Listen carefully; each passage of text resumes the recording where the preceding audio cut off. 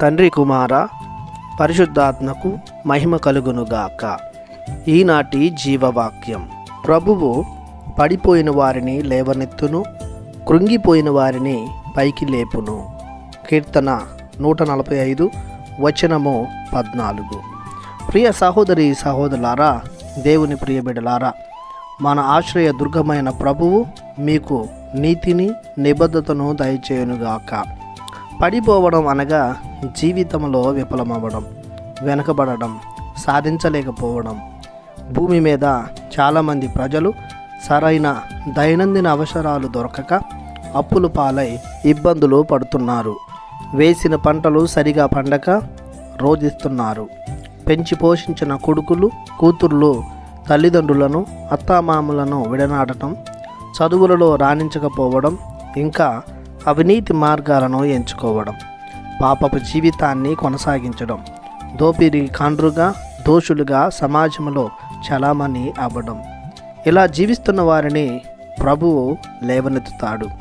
అనారోగ్యం నుండి ఆరోగ్యానికి, చెడు నుండి మంచితనం వైపు, పేదరికం నుండి ధనవంతుల జీవితానికి, పాపము నుండి పవిత్రత వైపు లేవనెత్తుతాడు.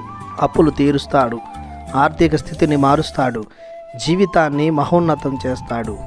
ఇంకా కష్టంతో, ఇబ్బందులతో, అసమానతలతో, అపజయాలతో, జీవితంలో రాణించలేని స్థితిగతులతో కృంగిన వారిని లేవనెత్తుతాడు. బలాన్ని భరోసాన్నిస్తాడు. నిరాశ గల వారికి ఆశను, నిరుద్యోగులకు నైపుణ్యాన్ని, ఆత్మస్థైర్యాన్ని దయచేస్తాడు.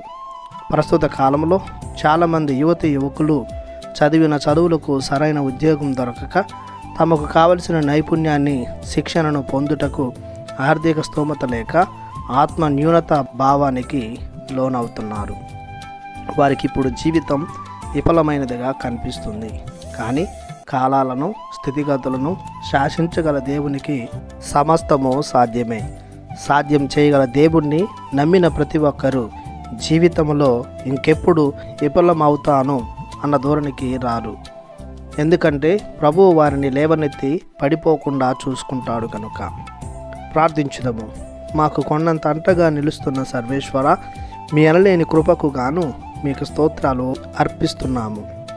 మా జీవిత ప్రతి దశలో మమ్ములను విడువక, మేము పడిపోక మీ హస్తాలతో మమ్ము పట్టుకోమని, అపజయాలకు లోను కాకుండా కాపాడమని మీ ప్రియ కుమారుడు నజరేయుడు యేసు శక్తిగల నామములో ప్రార్థిస్తున్నాము తండ్రి. ఆమెన్. దేవుడు మిమ్ము దీవించునుగాక.